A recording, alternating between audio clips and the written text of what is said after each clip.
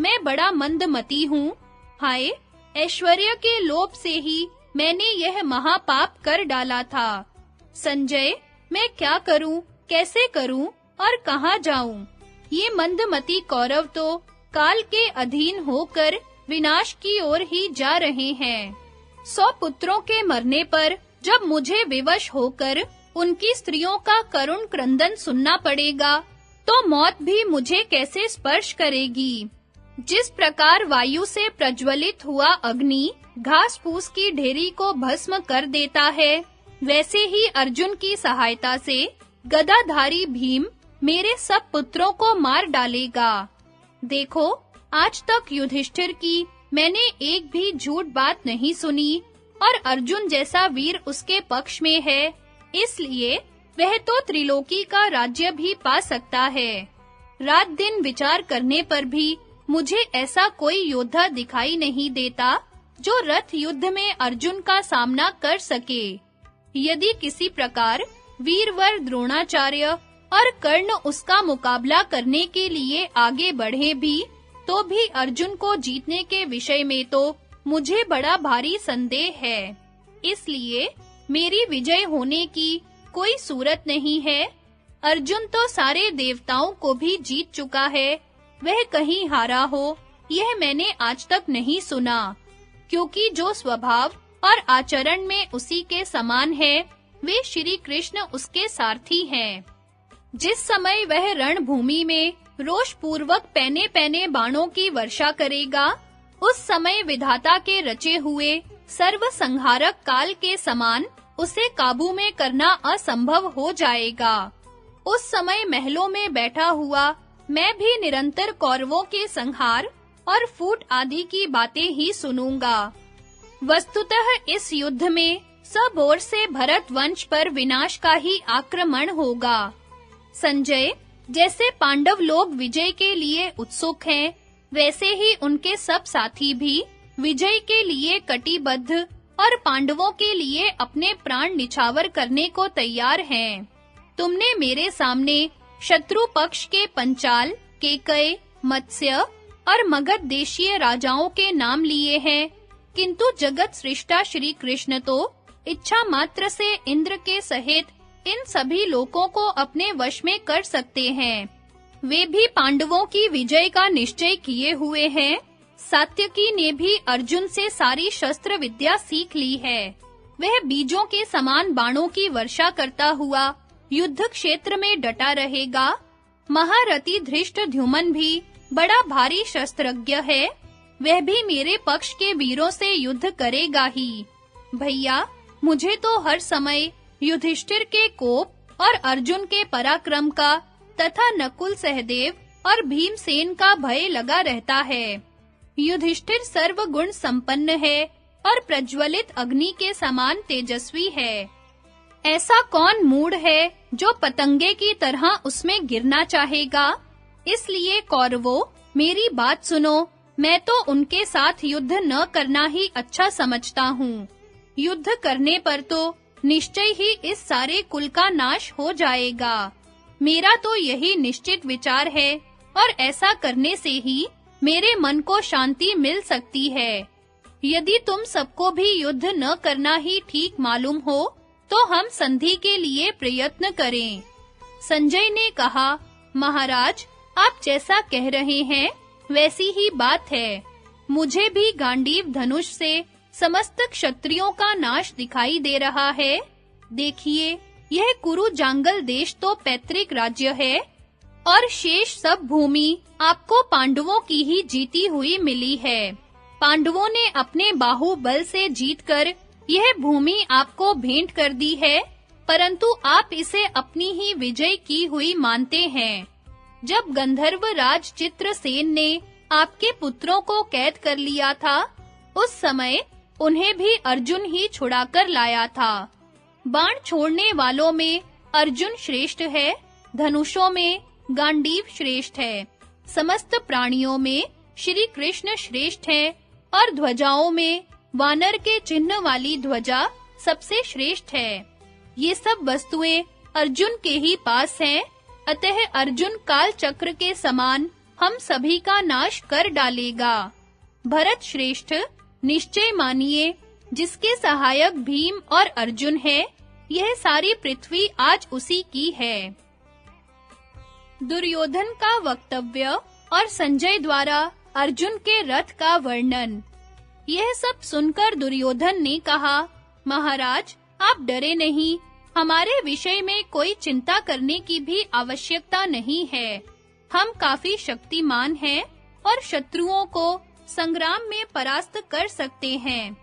जिस समय इंद्रप्रस्थ से थोड़ी ही दूरी पर वनवासी पांडवों के पास बड़ी भारी सेना के साथ श्री कृष्ण आए थे तथा कैकेयीराज, धृष्टकेतु, धृष्टद्युम्न और पांडवों के साथी अन्यान्य महारथी एकत्रित हुए थे, तो इन सभी ने आपकी और सब कौरवों की बड़ी निंदा की थी। वे लोग कुटुंब सहित आपका नाश करने पर तुले हुए थे तथा पांडवों को अपना राज्य लौटा लाने की ही सम्मति देते थे। जब यह बात मेरे कानों में पड़ी तो बंधुओं के विनाश की आशंका से मैंने भीष्म, द्रोण और कृप को भी इसकी सूचना दी। उस समय मुझे यही दिखता था कि पांडव लोग ही राज सिंहासन पर बैठेंगे। मैंने उनसे कहा कि श्री कृष्ण तो हम सबका सर्वथा उच्छेद करके युधिष्ठिर को ही कौरवों का एक छत्र राजा बनाना चाहते हैं। ऐसी स्थिति में बतलाइए हम क्या करें? उनके आगे सिर झुका दें, डर कर भाग जाएं, अथवा प्राणों का मोह छोड़कर युद्ध में जूझें? युधिष्ठिर के साथ युद्ध करने में तो निश्चित रूप से हमारी ही पराजय होगी, क्योंकि सब राजा उन्हीं के पक्ष में है। हम लोगों से तो देश भी प्रसन्न नहीं है, मित्र लोग भी रूठे हुए हैं तथा सब राजा और घर के लोग भी हमें खरी खोटी सुनाते हैं। मेरी यह बात सुनकर द्रोणाचार्य, भीष्म, कृपाचार्य और अश्वत्थामा ने कहा था, राजन, तुम डरो मत। जिस समय हम लोग युद्ध में खड़े होंगे, शत्रु हमें जीत नहीं सकेंगे। हम में से प्रत्येक अकेला ही सारे राजाओं को जीत सकता है। आमे तो सही, हम अपने पैने बाणों से उनका सारा गर्व ठंडा कर देंगे। उस समय महातेजस्वी द्रोणाचार्य आदि का ऐसा ही निश्चय हुआ था। पहले तो सारी पृथ्वी हमारे शत्रुओं के ही अधीन थी, किंतु अब वह सब की सब हमारे हाथ में है। इसके सिवा यहाँ जो राजा लोग इकट्ठे हुए हैं, वे भी हमारे सुख दुख को अपना ही समझते हैं। समय पड़ने पर ये मेरे लिए आग में भी प्रवेश कर सकते हैं और समुद्र में भी कूद सकते हैं, यह आप निश्चय माने। आप शत्रुओं के विषय में बढ़-बढ़कर बातें सुनाने से विलाप करने लगे और दुखी होकर पागल से हो गए। यह देखकर ये सब राजा आपकी हंसी कर रहे हैं। इनमें से प्रत्येक राजा अपने को पांडवों का सामना करने में समर्थ समझता है, इसलिए आपको जिस भय ने दबा लिया है, उसे दूर कर दीजिए। महाराज, अब युधिष्ठिर भी मेरे प्रभाव से ऐसे डर गए हैं कि नगर न मांगकर केवल 5 गांव मांगने लगे हैं। आप जो कुंती पुत्र भीम को बड़ा बली समझते हैं, यह भी आपका भ्रम ही है। आपको अभी मेरे प्रभाव का पूरा पता नहीं है। इस पृथ्वी पर गदा युद्ध में मेरे समान कोई भी नहीं है, न कोई पहले था और न कोई आगे ही होगा। जिस समय रणभूमि में भीम के ऊपर मेरी गदा गिरेगी, उस समय उसके सारे अंग चूर-चूर हो जाएंगे और वह मरकर धरती पर जा पड़ेगा। इसलिए इस महान युद्ध में आप भीमसेन का भय न करें, आप उदास न हो, उसे तो मैं अवश्य मार डालूंगा। इसके सिवा भीष्म, द्रोण, कृप, अश्वत्थामा, कर्ण, भूरिश्रवा, प्राग ज्योतिष नगर के राजा शल्य और जयद्रथ, इनमें से प्रत्येक वीर पांडवों को मारने में समर्थ है। फिर उस समय ये सब मिलकर उन पर आक्रमण करेंगे, तब तो एक क्षण में ही उन्हें यमराज के घर भेज देंगे। गंगा देवी के गर्भ से उत्पन्न हुए पितामह भीष्म के पराक्रम को तो देवता भी नहीं सह सकते। इसके सिवा उन्हें मारने वाला भी संसार में कोई नहीं है, क्योंकि उनके पिता शांतनु ने उन्हें प्रसन्न होकर यह वर दिया था, अपनी इच्छा बिना तुम नहीं मरोगे।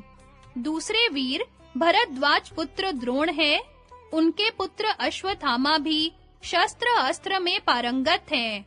आचार्य कृप को भी कोई मार नहीं सकता। ये सब महारथी देवताओं के समान बलवान हैं। अर्जुन तो इनमें से किसी की ओर आंख भी नहीं उठाकर देख सकता। मैं तो कर्ण को भी भीष्म, द्रोण और कृपाचार्य के समान ही समझता हूँ। संशप्तक क्षत्रियों का दल भी ऐसा ही पराक्रमी है। वे तो अर्जुन को मारने में अपने को ही पर्याप्त समझते हैं। अतः उसके वध के लिए मैंने ही उन्हें नियुक्त कर दिया है। राजन, आप व्यर्थ ही पांडवों से इतना क्यों डरते हैं? बताइए तो, भीमसेन के मारे जाने पर फिर हमसे युद्ध करने वाला उनमें से कौन है?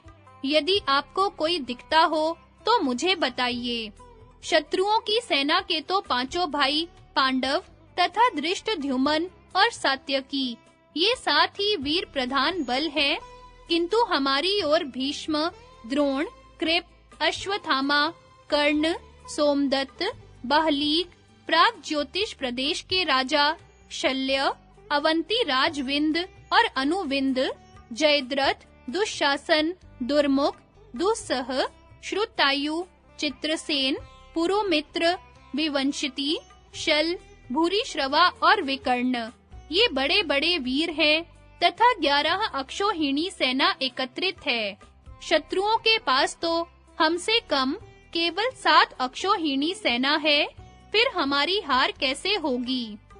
अतः इन सब बातों से आप मेरी सेना की सबलता और पांडवों की सेना की दुर्बलता समझकर घबराएं नहीं। ऐसा कहकर राजा दुर्योधन ने समय पर प्राप्त हुए कार्य को जानने की इच्छा से संजय से फिर पूछा, संजय, तुम पांडवों की बड़ी प्रशंसा कर रहे हो, भला यह तो बताओ कि अर्जुन के रथ में कैसे घोड़े और कैसी ध्वजाएं हैं? संजय ने कहा, राजन, उस रथ की ध्वजा में देवताओं ने माया से अनेक प्रकार की छोटी-बड़ी दिव्य और बहुमूल्य मूर्तियां बनाई हैं। पवन नंदन हनुमान जी ने उस पर अपनी मूर्ति स्थापित की है और वह ध्वजा सब ओर 1 योजन तक फैली हुई है। विधाता की ऐसी माया है कि वृक्ष आदि के कारण भी इसकी गति में कोई बाधा नहीं आती। अर्जुन के रथ में चित्ररथ गंधर्व के दिए हुए वायु के समान वेग वाले सफेद रंग के उत्तम जाति के घोड़े जुते हुए हैं। उनकी गति पृथ्वी, आकाश और स्वर्ग आदि किसी भी स्थान में नहीं रुकती तथा उनमें से यदि कोई मर जाता है तो वर के प्रभाव से उसकी जगह नया घोड़ा उत्पन्न होकर उनकी 100 संख्या में कभी कमी पांडव पक्ष के वीरों का विवरण सुनकर धृतराष्ट्र का युद्ध न करने की सम्मति देना, दुर्योधन का उससे असहमत होना तथा संजय का राजा धृतराष्ट्र को श्री कृष्ण का संदेश सुनाना। धृतराष्ट्र ने पूछा, संजय, जो पांडवों के लिए मेरे पुत्र की सेना से युद्ध करेंगे, ऐसे किन-किन वीरों को तुमने युधिष्ठिर की प्रसन्नता के लिए वहां आए हुए देखा था? संजय ने कहा, मैंने अंधक और वृष्णि वंशीय यादवों में प्रधान श्री कृष्ण को तथा चेकीतान और सात्यकी को वहां मौजूद देखा था। ये दोनों सुप्रसिद्ध महारथी अलग-अलग एक-एक अक्षौहिणी सेना लेकर और पंचाल नरेश द्रुपद अपने 10 पुत्र सत्यजित और धृष्टद्युम्न आदि के सहित एक अक्षौहिणी सेना लेकर आए हैं। महाराज विराट भी शंख और उत्तर नामक अपने पुत्र तथा सूर्यदत्त और मदिराक्ष इत्यादि वीरों के साथ एक अक्षौहिणी सेना लेकर युधिष्ठिर से मिले हैं। इसके सिवा केकई देश के 5 सहोदर राजा भी एक अक्षौहिणी सेना के साथ पांडवों के पास आए हैं। मैंने वहां आए हुए केवल इतने ही राजा देखे हैं जो पांडवों के लिए दुर्योधन की सेना का सामना करेंगे। राजन, संग्राम के लिए भीष्म शिखंडी के हिस्से में रखे गए हैं। उसके पृष्ठपोषक रूप से मत्स्य देशीय वीरों के साथ राजा विराट रहेंगे। मद्रराज शल्य बड़े भाई युधिष्ठिर के जिम्मे हैं। अपने 100 भाई और पुत्रों के सहित दुर्योधन तथा पूर्व और दक्षिण दिशाओं के राजा भीमसेन के भाग हैं। कर्ण, अश्वत्थामा, विकर्ण और सिंधुराज जयद्रथ से लड़ने का काम अर्जुन को सौंपा गया है। इसके सिवा और भी जिन राजाओं के साथ दूसरों का युद्ध करना संभव नहीं है, उन्हें भी अर्जुन ने अपने ही हिस्से में रखा है। केकई देश के जो महान धनुर्धर 5 सहोदर राजपुत्र हैं, वे हमारे पक्ष के केकई वीरों के साथ ही युद्ध करेंगे। दुर्योधन और दुशासन के सब पुत्र और राजा बृहद्बल सुभद्रानंदन अभिमन्यु के भाग में रखे गए हैं। धृष्टद्युम्न के नेतृत्व में द्रौपदी के पुत्र आचार्य द्रोण का सामना करेंगे। सोमदत्त के साथ चेकितान का रथ युद्ध होगा और भोजवंशीय कृतवर्मा के साथ सात्यकी लड़ना चाहता है। माद्री के पुत्र महावीर सहदेव ने स्वयं ही आपके साले शकुनी को अपने हिस्से में रखा है तथा माद्री नंदन नकुल ने उलूक और कैतव्य और सारस्वतों के साथ युद्ध करने का निश्चय किया है। इनके सिवा इस महायुद्ध में और भी जो राजा आपकी ओर से युद्ध करेंगे, उनके नाम ले लेकर युद्ध करने के लिए पांडवों ने योद्धाओं को नियुक्त कर दिया है। राजन, मैं निश्चिंत बैठा हुआ था। उस समय धृष्टद्युम्न ने मुझसे कहा कि तुम शीघ्र ही यहाँ से जाओ और तनिक भी देरी न करते हुए वहाँ जो दुर्योधन के पक्ष के वीर हैं, उनसे बाहलीक, कुरु और प्रतीप के वंशधरों से तथा कृपाचार्य, कर्ण, द्रोण, अश्वत्थामा, जयद्रथ, दुशासन, विकर्ण, राजा दुर्योधन और भीष्म से जाकर कहो कि तुम्हें महाराज युधिष्ठिर के साथ भलेपन से ही व्यवहार करना चाहिए। ऐसा न हो देवताओं से सुरक्षित अर्जुन तुम्हें मार डालें। तुम जल्दी ही धर्मराज को उनका राज्य सौंप दो। वे लोक में सुप्रसिद्ध वीर हैं, तुम उनसे क्षमा प्रार्थना करो। सव्यसाची अर्जुन जैसे पराक्रमी है, वैसा योद्धा इस पृथ्वी तल पर कोई दूसरा नहीं है। गांडीवधारी अर्जुन के रथ की रक्षा देवता लोग करते हैं, कोई भी मनुष्य उन्हें नहीं जीत सकता। इसलिए तुम युद्ध के लिए मन मत चलाओ। यह सुनकर राजा धृतराष्ट्र ने कहा, दुर्योधन, तुम युद्ध का विचार छोड़ दो। महापुरुष युद्ध को तो किसी भी अवस्था में अच्छा नहीं बताते। इसलिए बेटा, तुम पांडवों को उनका यथोचित भाग दे दो। तुम्हारे और तुम्हारे मंत्रियों के निर्वाह के लिए तो आधा राज्य भी बहुत है। देखो, न तो मैं युद्ध करना चाहता हूँ, न बाहलीक उसके पक्ष में है और न भीष्म, द्रोण, अश्वत्थामा, संजय, सोमदत्त, शल या कृपाचार्य ही युद्ध करना चाहते हैं। इनके सिवा सत्यव्रत, पुरुमित्र, जय और भूरिश्रवा भी युद्ध के पक्ष में नहीं है। मैं समझता हूँ तुम भी अपनी इच्छा से यह युद्ध नहीं कर रहे, बल्कि पापात्मा दुशासन, कर्ण और शकुनी ही तुमसे यह काम करा रहे हैं।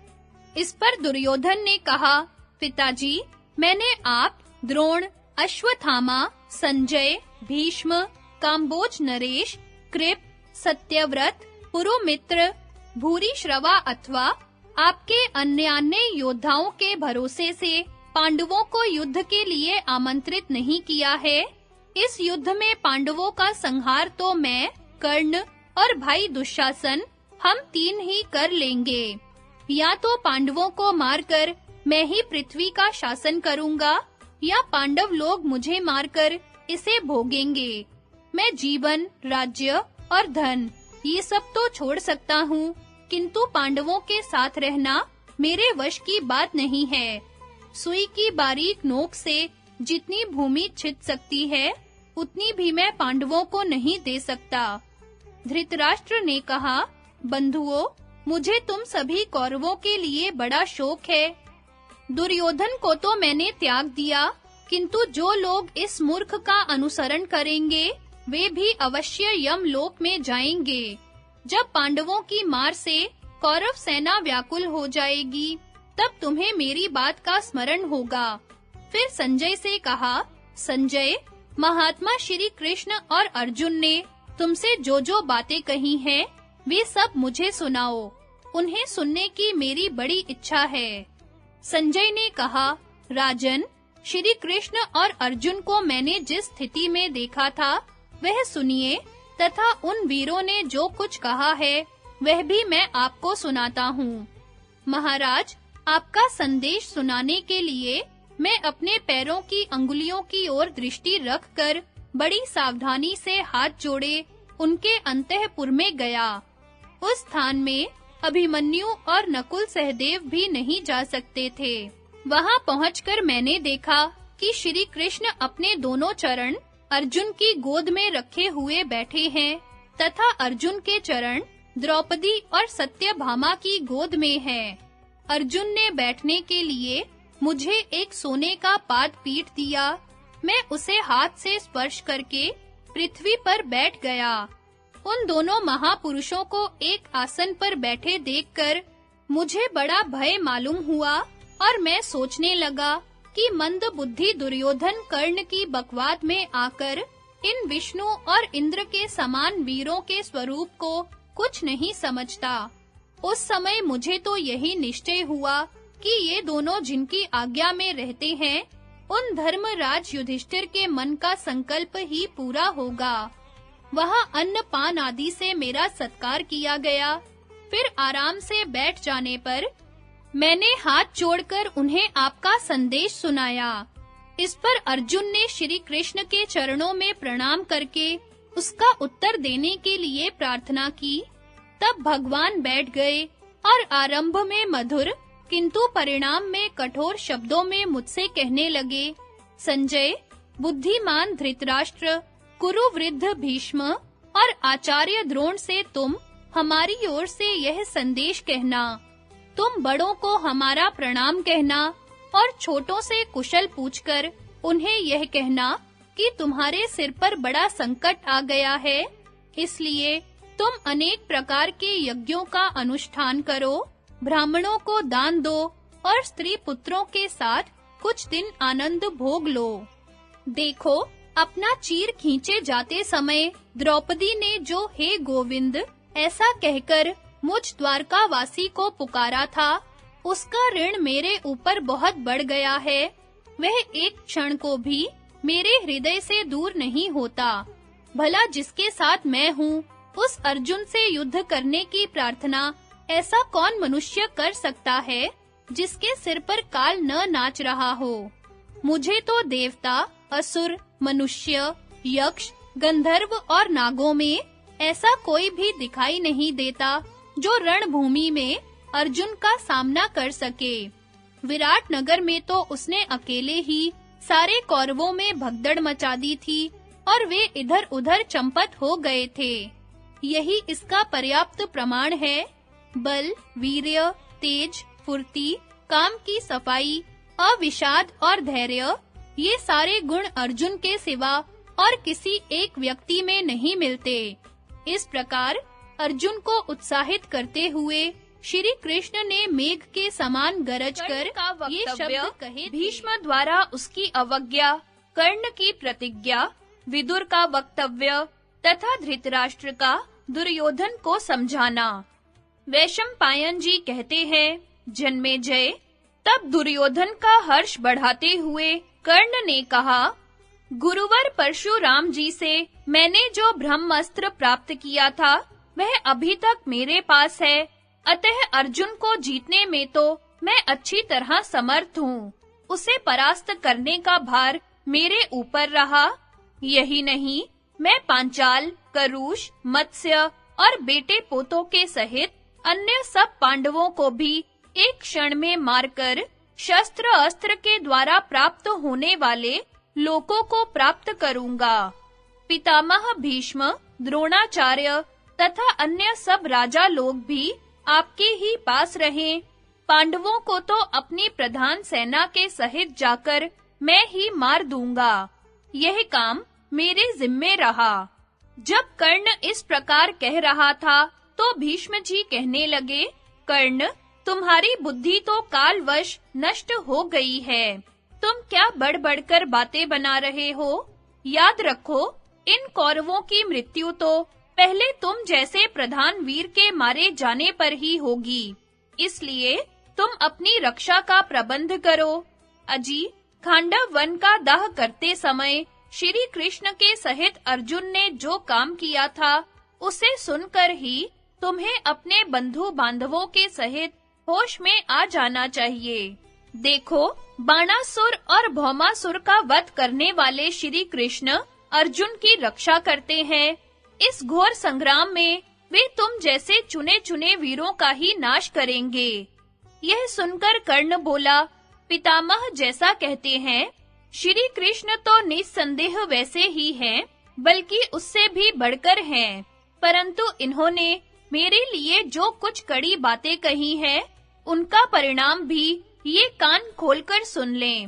अब मैं अपने शस्त्र रखे देता हूँ। आज से मुझे पितामह रणभूमि या राजसभा में नहीं देखेंगे। बस जब आपका अंत हो जाएगा, तभी पृथ्वी के सब राजा लोग मेरा प्रभाव देखेंगे। ऐसा कहकर महान धनुर्धर कर्ण सभा से उठकर अपने घर चला गया। अब भीष्म जी सब राजाओं के सामने हंसते हुए राजा दुर्योधन से कहने लगे, राजन, कर्ण तो सत्य प्रतिज्ञ है। फिर उसने जो राजाओं के सामने ऐसी प्रतिज्ञा की थी कि मैं नित्य प्रति सहस्त्रों वीरों का संहार करूंगा, उसे वह कैसे पूरी करेगा? इसका धर्म और तप तो तभी नष्ट हो गया था जब इसने भगवान परशुराम जी के पास जाकर अपने को ब्राह्मण बताते हुए उनसे शस्त्र विद्या सीखी थी। जब भीष्म ने इस प्रकार कहा और कर्ण शस्त्र छोड़कर सभा से चला गया, तो मंदमती दुर्योधन कहने लगा, पितामह, पांडव लोग और हम अस्त्र विद्या योद्धाओं के संग्रह तथा शस्त्र संचालन की फुर्ती और सफाई में समान ही है, और है भी दोनों मनुष्य जाति के ही। फिर आप कैसे समझते हैं कि पांडवों की ही विजय होगी? मैं आप, द्रोणाचार्य, कृपाचार्य, बाहलीक अथवा अन्य राजाओं के बल पर यह युद्ध नहीं ठान रहा हूँ। पांचों पांडवों को तो मैं कर्ण और भाई दुशासन, हम तीन ही अपने पैने बाणों से मार डालेंगे।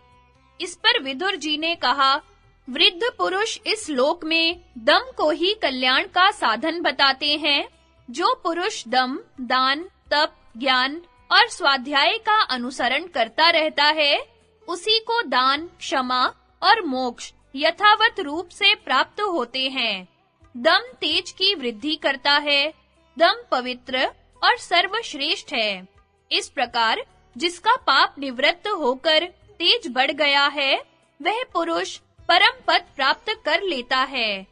राजन, जिस पुरुष में क्षमा, धृति, अहिंसा, समता, सत्य, सरलता, इंद्रिय निग्रह, धैर्य, मृदुलता, लज्जा, अचंचलता, अदीनता, अक्रोध, संतोष और श्रद्धा इतने गुण हो, वह दांत कहा जाता है। दमनशील पुरुष काम, लोभ, दर्प, क्रोध, निद्रा, बढ़-बढ़कर बातें बनाना, मान, ईर्ष्या और शोक, इन्हें तो अपने पास फटकने नहीं देता। कुटिलता और शठता से रहित होना तथा शुद्धता से रहना, यह दमशील पुरुष का लक्षण है। जो पुरुष लोलुपता रहित, भोगों के चिंतन से विमुख और समुद्र के समान गंभीर होता है, वह दमशील कहा गया है।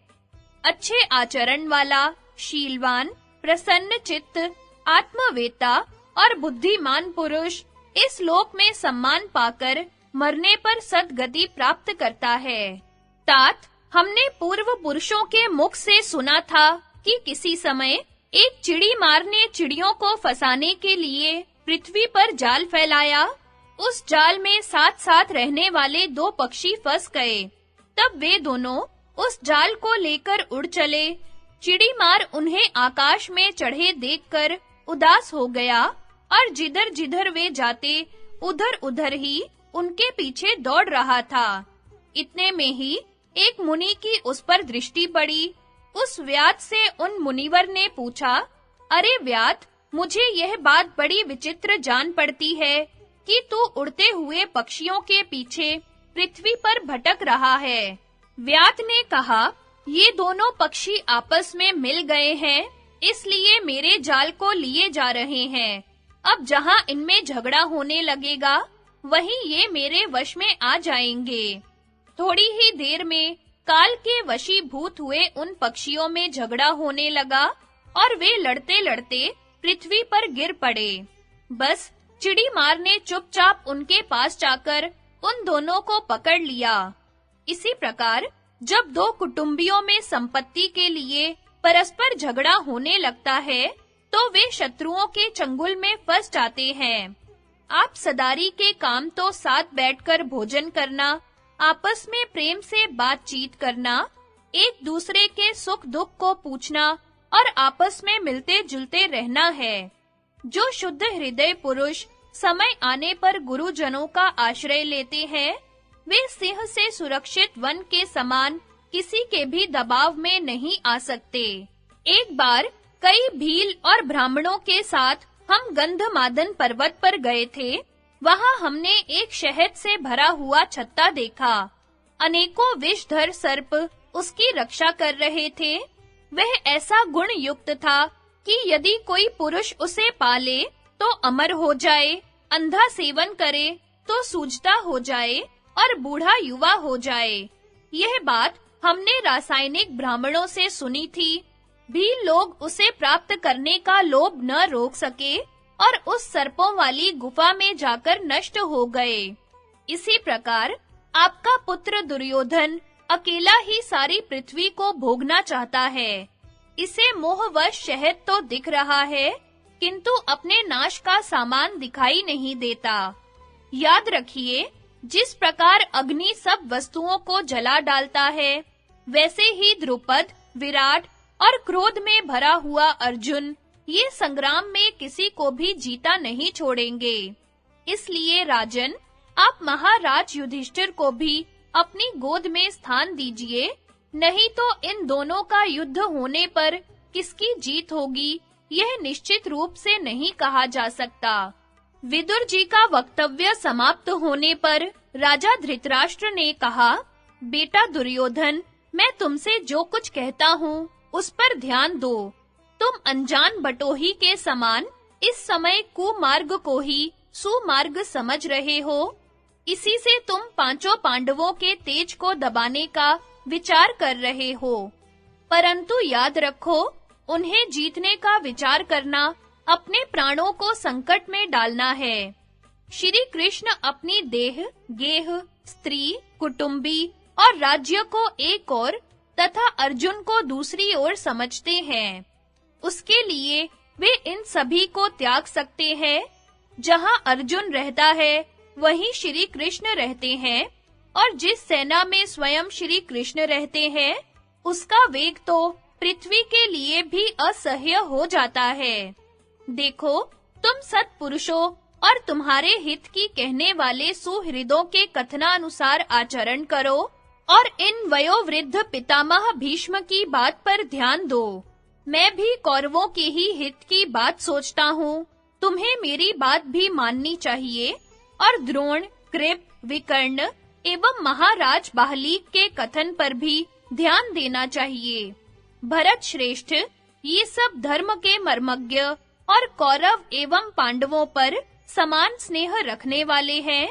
अतः तुम पांडवों को अपने सगे भाई समझकर उन्हें और गांधारी के सामने संजय का राजा धृतराष्ट्र को श्री कृष्ण का महात्म्य सुनाना। वैशंपायन जी कहते हैं, राजन, दुर्योधन से ऐसा कह राजा धृतराष्ट्र ने संजय से फिर कहा, संजय, अब जो बात सुनानी रह गई है वह भी कह दो। श्री कृष्ण के बाद अर्जुन ने तुमसे क्या कहा था, उसे सुनने के लिए मुझे बड़ा कौतूहल हो रहा है।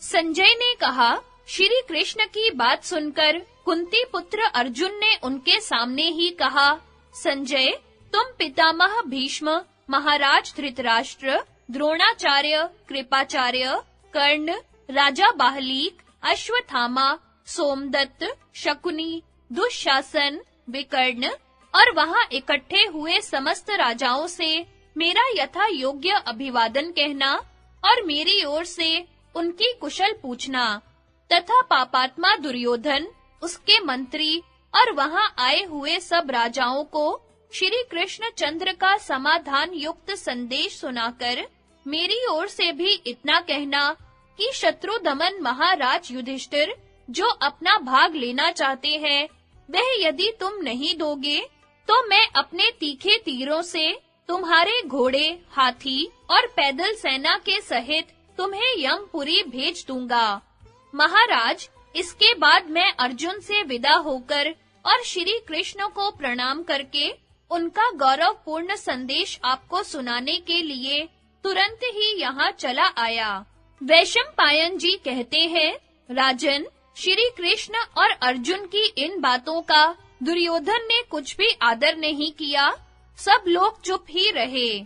फिर वहां जो देश-देशांतर के नरेश बैठे थे, वे सब उठकर अपने-अपने डेरों में चले गए। इस एकांत के समय धृतराष्ट्र ने संजय से पूछा, संजय, तुम्हें तो दोनों पक्षों के बलाबल का ज्ञान है, यों भी तुम धर्म और अर्थ का रहस्य अच्छी तरह जानते हो और किसी भी बात का परिणाम तुमसे छिपा नहीं है। इसलिए तुम ठीक-ठीक बताओ कि इन दोनों पक्षों में कौन सबल है और कौन निर्बल।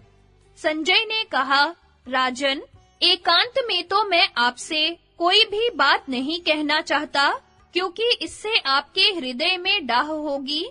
इसलिए आप महान तपस्वी भगवान व्यास और महारानी गांधारी को भी बुला लीजिए। उन दोनों के सामने मैं आपको श्री कृष्ण और अर्जुन का पूरा विचार सुना दूंगा। संजय के इस प्रकार कहने पर गांधारी और श्री व्यास जी को बुलाया गया और विदुर जी तुरंत ही उन्हें सभा में ले आए।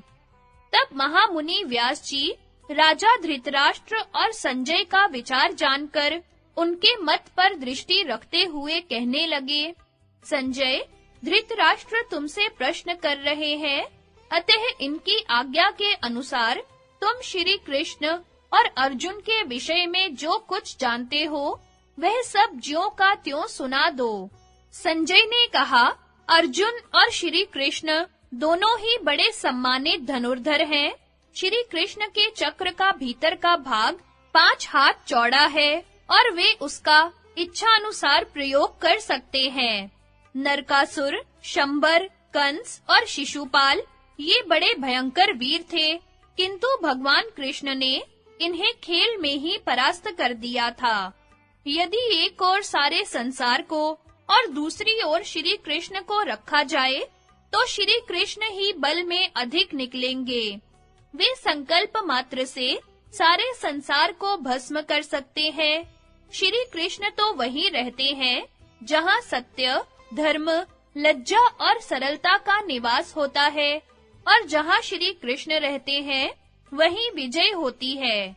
वे सर्वांतरयामी पुरुषोत्तम जनार्दन क्रीड़ा से ही पृथ्वी, आकाश और स्वर्ग लोक को प्रेरित कर रहे हैं।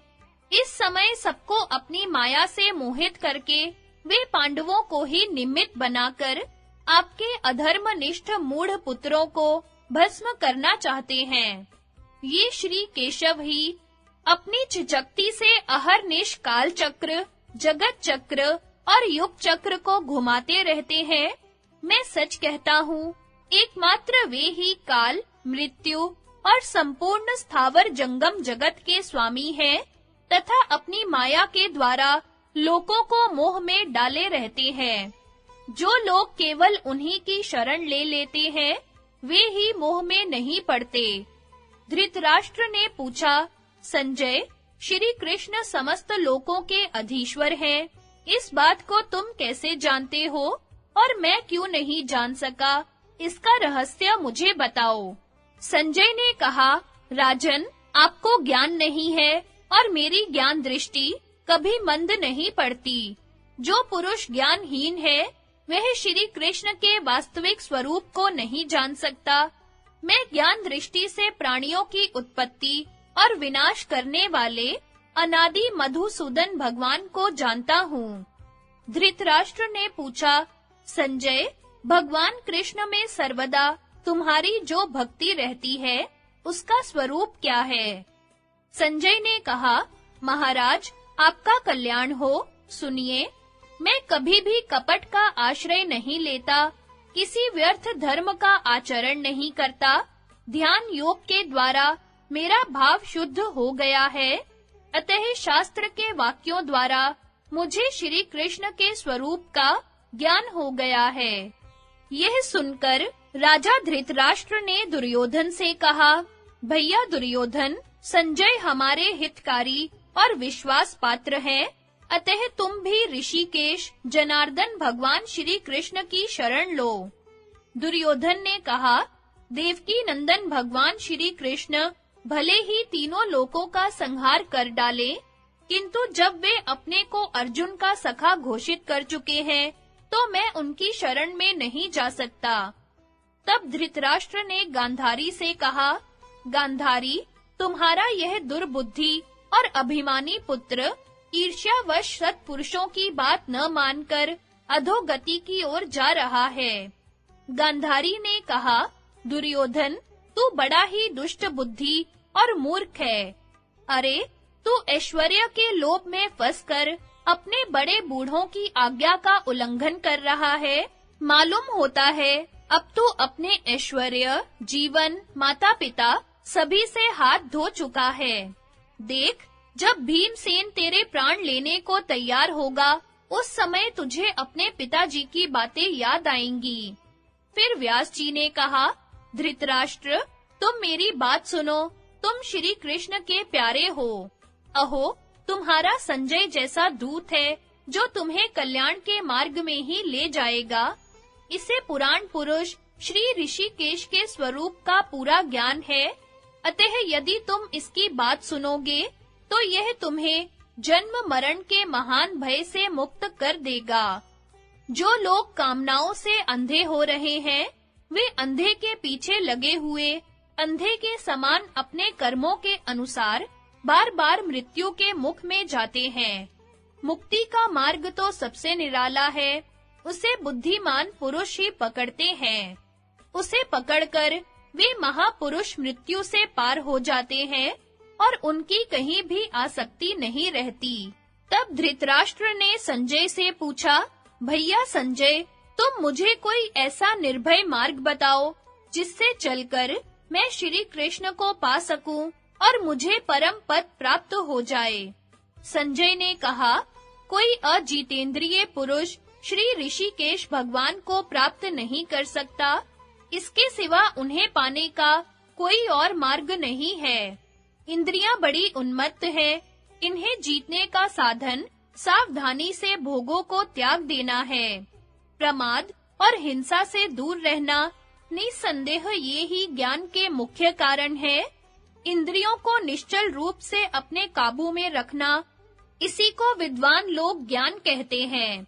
वास्तव में यही ज्ञान है और यही मार्ग है, जिससे कि बुद्धिमान लोग उस परम पद की ओर बढ़ते हैं।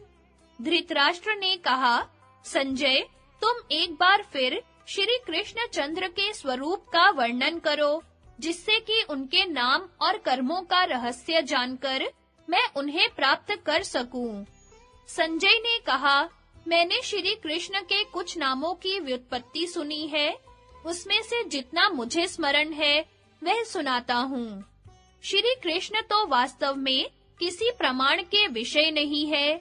समस्त प्राणियों को अपनी माया से आवृत्त किए रहने तथा देवताओं के जन्म स्थान होने के कारण वे वासुदेव हैं। व्यापक तथा महान होने के कारण विष्णु हैं। मौन, ध्यान और योग से प्राप्त होने के कारण माधव हैं। मधु दैत्य का वध करने वाले और सर्व तत्वमय होने से वे मधुसूदन हैं। कृष धातु का अर्थ सत्ता है और न आनंद का वाचक है। इन दोनों भावों से युक्त होने के कारण यदुकुल में अवतीर्ण हुए श्री विष्णु कृष्ण कहे जाते हैं। हृदय रूप पुंडरीक ही आपका नित्य आलय और अविनाशी परम स्थान है, इसलिए पुंडरीकाक्ष कहे जाते हैं। तथा दुष्टों का दमन करने के कारण जनार्दन है, क्योंकि आप सत्व गुण से कभी च्युत नहीं होते और न कभी सत्व की आप में कमी ही होती है, इसलिए आप सात्वत हैं। आर्ष अर्थात उपनिषदों से प्रकाशित होने के कारण आप आर्षभ हैं तथा वेद ही आपके नेत्र हैं, इसलिए आप वृषभेक्षण हैं। आप किसी भी उत्पन्न होने वाले प्राणी से उत्पन्न नहीं होते, इसलिए अज है। उदर इंद्रियों के स्वयं प्रकाशक और दाम उनका दमन करने वाले होने से आप दामोदर हैं। ऋषि वृत्ति सुख और स्वरूप सुख को कहते हैं, उसके ईश होने से आप ऋषिकेश कहलाते हैं। अपनी भुजाओं से पृथ्वी और आकाश को धारण करने वाले होने से आप महाबाहु हैं। आप कभी अधः क्षीण नहीं होते, इसलिए अधोक्षज हैं। तथा नरों के अयन होने से नारायण कहे जाते हैं। जो सब में पूर्ण और सबका आश्रय हो, उसे पुरुष कहते हैं। उनमें श्रेष्ठ होने से आप पुरुषोत्तम हैं। आप सत और असत, सबकी उत्पत्ति और लय के स्थान हैं तथा सर्वदा उन सबको जानते हैं, इसलिए सर्व हैं। श्री कृष्ण सत्य में प्रतिष्ठित है और सत्य उनमें प्रतिष्ठित है तथा वे सत्य से भी सत्य हैं, इसलिए सत्य भी उनका नाम है। वे विक्रमण करने के कारण विष्णु है, जय करने के कारण जिष्णु है, नित्य होने के कारण अनंत है और गो अर्थात इंद्रियों के ज्ञाता होने से गोविंद है। वे अपनी सत्ता स्फूर्ति से असत्य को सत्य सा दिखाकर सारी प्रजा को मोह में डाल देते हैं। निरंतर धर्म में स्थित रहने वाले भगवान मधुसूदन का स्वरूप ऐसा है। वे श्री अच्युत भगवान कौरवों को नाश से बचाने के लिए यहाँ पधारने वाले हैं। धृतराष्ट्र बोले, संजय, जो लोग अपने नेत्रों से भगवान के तेजोमय दिव्य विग्रह का दर्शन करते हैं, उन नेत्रवान पुरुषों के भाग्य की मुझे भी लालसा होती है। मैं आदि, मध्य और अंत से रहित अनंत कीर्ति तथा ब्रह्मा आदि से भी श्रेष्ठ पुराण पुरुष श्री कृष्ण की शरण लेता हूँ, जिन्होंने तीनों लोकों की रचना की है, जो देवता, असुर, नाग और राक्षस सभी की उत्पत्ति करने वाले हैं तथा राजाओं और विद्वानों में प्रधान हैं। उन इंद्र के अनुज श्री सभा में दूत बनकर जाने के लिए श्री कृष्ण और युधिष्ठिर का संवाद। वैशंपायन जी कहते हैं, इधर संजय के चले जाने पर राजा युधिष्ठिर ने यदु श्रेष्ठ भगवान श्री कृष्ण से कहा, मित्र वत्सल श्री कृष्ण, मुझे आपके सिवा और कोई ऐसा नहीं दिखाई देता जो हमें आपत्ति से पार करे। आपके भरोसे से ही हम बिल्कुल निर्भय हैं और दुर्योधन से अपना भाग मांगना चाहते हैं। श्री कृष्ण ने कहा, राजन, मैं तो आपकी सेवा में उपस्थित ही हूँ। आप जो कुछ कहना चाहे वह कहिए। आप जो आज्ञा करेंगे वह सब मैं पूर्ण करूँगा। युधिष्ठिर ने कहा, राजा धृतराष्ट्र और उनके पुत्र जो कुछ करना चाहते हैं वह तो आपने सुन ही लिया। संजय ने हमसे जो कुछ कहा है वह सब उन्हीं का मत है, क्योंकि दूत तो स्वामी के कथनानुसार ही कहा करता है। यदि वह कोई दूसरी बात कहता है तो प्राण दंड का अधिकारी समझा जाता है। राजा धृतराष्ट्र को राज्य का बड़ा लोभ है, इसी से वे हमारे और कौरवों के प्रति समान भाव न रखकर हमें राज्य दिए बिना ही संधि करना चाहते हैं। हम तो यही समझकर कि महाराज धृतराष्ट्र अपने वचन का पालन करेंगे, उनकी आज्ञा से 12 वर्ष वन में रहे और 1 वर्ष अज्ञातवास किया। किंतु इन्हें तो बड़ा लोभ जान पड़ता है। ये धर्म का कुछ भी विचार नहीं कर रहे हैं तथा अपने मूर्ख पुत्र के मोहपाश में फंसे होने के कारण उसी की आज्ञा बजाना चाहते हैं। हमारे साथ तो इनका बिल्कुल बनावटी बर्ताव है। जनार्दन, जरा सोचिए तो इससे बढ़कर दुख की और क्या बात होगी कि मैं न तो माता जी की ही सेवा कर सकता हूँ और न अपने संबंधियों का भरण पोषण कर सकता हूँ। यद्यपि काशीराज, चेदीराज, पंचाल नरेश, मत्स्यराज और आप मेरे सहायक हैं, तो भी मैं केवल 5 गांव ही मांग रहा हूँ। मैंने तो यही कहा है कि अविस्थल, वृक्षस्थल, माकंदी, वारणावत और 5वां जो वे चाहे ऐसे 5 गांव या नगर हमें दे दें, जिससे हम 5 भाई मिलकर रह सके और हमारे कारण भरत वंश का नाश न हो। परंतु दुष्ट दुर्योधन इतना भी करने को तैयार नहीं है। वह सब पर अपना ही दखल रखना चाहता है। लोभ से बुद्धि मारी जाती है, बुद्धि नष्ट होने से लज्जा नहीं रहती। लाज के साथ ही धर्म चला जाता है और धर्म गया कि श्री भी विदा हो जाती है। श्रीहीन पुरुष से स्वजन, सुहृद और ब्राह्मण लोग दूर रहने लगते हैं।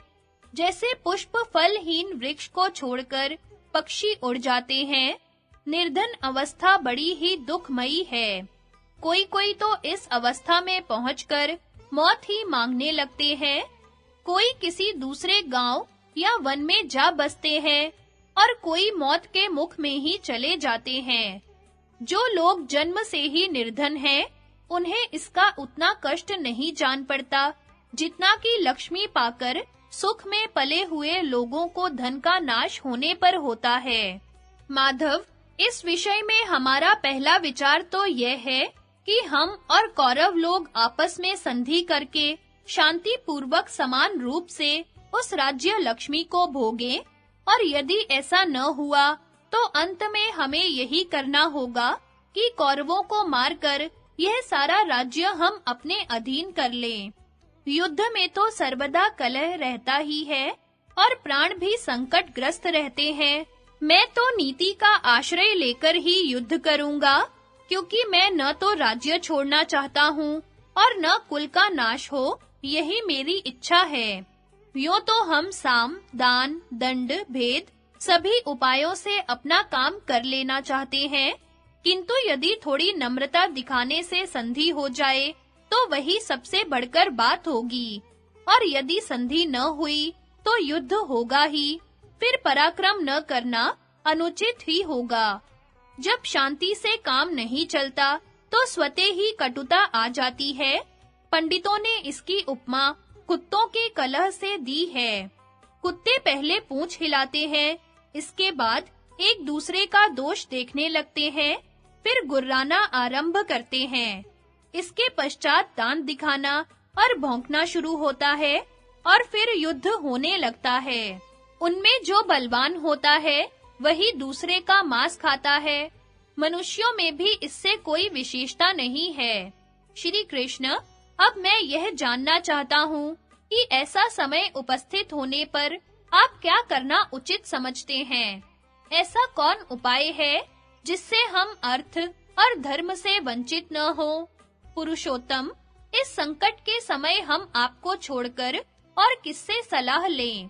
भला आपके समान हमारा प्रिय और हितैषी तथा समस्त कर्मों के परिणाम को जानने वाला संबंधी कौन है?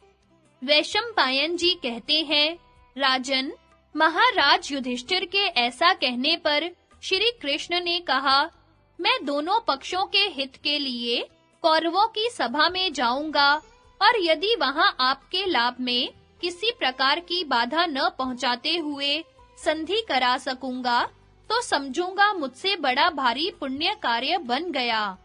युधिष्ठिर ने कहा, श्री कृष्ण, आप कौरवों के पास जाएं, इसमें मेरी सम्मति तो है नहीं, क्योंकि आपके बहुत युक्ति युक्त बात कहने पर भी दुर्योधन उसे मानेगा नहीं। इस समय वहां दुर्योधन के वशवर्ती सब राजा लोग भी इकट्ठे हो रहे हैं, इसलिए उन लोगों के बीच में आपका जाना मुझे अच्छा नहीं जान पड़ता। माधव, आपको कष्ट होने पर तो हमें धन, सुख, देवत्व और समस्त देवताओं पर आधिपत्य भी प्रसन्न नहीं कर सकेगा। श्री कृष्ण ने कहा, महाराज, दुर्योधन कैसा पापी है, यह मैं जानता हूँ, किंतु यदि हम अपनी ओर से सब बातें स्पष्ट कह देंगे, तो संसार में कोई भी राजा हमें दोषी नहीं कह सकेगा। रही मेरे लिए भय की बात, सो जिस तरह सिंह के सामने दूसरे जंगली जानवर नहीं ठहर सकते, उसी प्रकार मैं क्रोध करूं तो संसार के सारे राजा मिलकर भी मेरा मुकाबला नहीं कर सकते। अतः मेरा वहां जाना निरर्थक तो किसी भी तरह नहीं हो सकता। संभव है काम भी बन जाए, और यदि काम न भी बना तो निंदा से तो बच ही जाएंगे। युधिष्ठिर ने कहा, श्री कृष्ण, यदि आपको ऐसा ही उचित जान पड़ता है, तो आप प्रसन्नता से कौरवों के पास जाइए। आशा है मैं आपको अपने कार्य में सफल होकर यहाँ सकुशल लौटा हुआ देखूंगा। आप वहाँ पधार कर कौरवों को शांत करें, जिससे कि हम आपस में मिलकर शांति पूर्वक रह सकें। आप हमें जानते हैं और कौरवों को भी पहचानते हैं, तथा हम दोनों का हित भी आपसे छिपा नहीं है। इसके सिवा बातचीत करने में भी आप खूब कुशल हैं, अतः जिस में हमारा हित हो, वे सब बातें आप दुर्योधन से कह दें। श्री कृष्ण बोले, राजन, मैंने संजय और आप दोनों की ही बातें सुनी हैं, तथा मुझे कौरव और आप दोनों का ही अभिप्राय भी मालूम है। आपकी बुद्धि धर्म का आश्रय लिए हुए है और उनकी शत्रुता में डूबी हुई है। आप तो उसी को अच्छा समझेंगे जो बिना युद्ध किए मिल जाएगा, परंतु महाराज, यह क्षत्रिय का नैष्ठिक कर्म नहीं है। सभी आश्रम वालों का कहना है कि क्षत्रिय को भीख नहीं मांगनी चाहिए। उसके लिए तो विधाता ने यही सनातन धर्म बताया है कि या तो संग्राम में विजय प्राप्त करे या मर जाए। यही क्षत्रिय का स्वधर्म है। दीनता उसके लिए प्रशंसा की चीज नहीं है। राजन, दीनता का आश्रय लेकर क्षत्रिय की जीविका नहीं चल सकती। अतः आप भी पराक्रम पूर्वक शत्रुओं का दमन कीजिए। धृतराष्ट्र के पुत्र बड़े लोभी हैं। इधर बहुत दिनों से साथ रहकर उन्होंने स्नेह का बर्ताव करके अनेकों राजाओं को अपना मित्र बना लिया है। इससे उनकी शक्ति भी बहुत बढ़ गई है। इसलिए वे आपसे संधि कर ले, ऐसी तो कोई सूरत दिखाई नहीं देती। इसके सिवा भीष्म और कृपाचार्य आदि के कारण वे अपने को बलवान भी समझते हैं। अतः जब तक आप उनके साथ नरमी का बर्ताव करेंगे, तब तक वे आपके राज्य को हड़पने का ही प्रयत्न करेंगे। राजन, ऐसे कुटिल स्वभाव और आचरण वालों के साथ आप मेल मिलाप करने का प्रयत्न न करें। आपके ही नहीं, वे तो सभी लोगों के वध्य हैं। जिस समय जुए का खेल हुआ था और पापी दुशासन असहाय के समान रोती हुई द्रौपदी को उसके केश पकड़कर राजसभा में खींच लाया था, उस समय दुर्योधन ने भीष्म और द्रोण के सामने भी उसे बार-बार गौ कहकर पुकारा था। उस अवसर पर अपने महापराक्रमी भाइयों को आपने रोक दिया था। इसी से धर्मपाश में बंध जाने के कारण इन्होंने उसका कुछ भी प्रतिकार नहीं किया, किंतु दुष्ट और अधम पुरुष को तो मार ही डालना चाहिए। अतः आप किसी प्रकार का विचार न करके इसे मार डालिए। हाँ, आप जो पितृतुल्य धृतराष्ट्र और पितामह भीष्म के प्रति नम्रता का भाव दिखा रहे हैं, यह तो आपके योग्य ही है। अब मैं कौरवों की सभा में जाकर सब राजाओं के सामने आपके सर्वांगीण गुणों को प्रकट करूंगा और दुर्योधन के दोष बताऊंगा। मैं वे ही बातें कहूंगा जो धर्म और अर्थ के अनुकूल होंगी। शांति के लिए प्रार्थना करने पर भी आपकी निंदा नहीं होगी। सब राजा धृतराष्ट्र और कौरवों की ही निंदा करेंगे। मैं कौरवों के पास जाकर इस प्रकार संधि के लिए प्रयत्न करूंगा जिससे आपके स्वार्थ साधन में भी कोई त्रुटि न आए तथा उनकी गतिविधि को भी मालूम कर लूंगा। मुझे तो पूरा यही भान होता है कि शत्रुओं के साथ हमारा संग्राम ही होगा, क्योंकि मुझे ऐसे ही शकुन हो रहे हैं। अतः आप सभी वीरगण एक निश्चय करके शस्त्र, यंत्र, कवच, रथ, हाथी और घोड़े तैयार कर ले। इनके सिवा जो और भी युद्धोपयोगी सामग्रियां हो वे सब जुटा लें। यह निश्चय माने कि जब तक दुर्योधन जीवित है तब तक वह तो किसी भी प्रकार आपको कुछ देगा नहीं।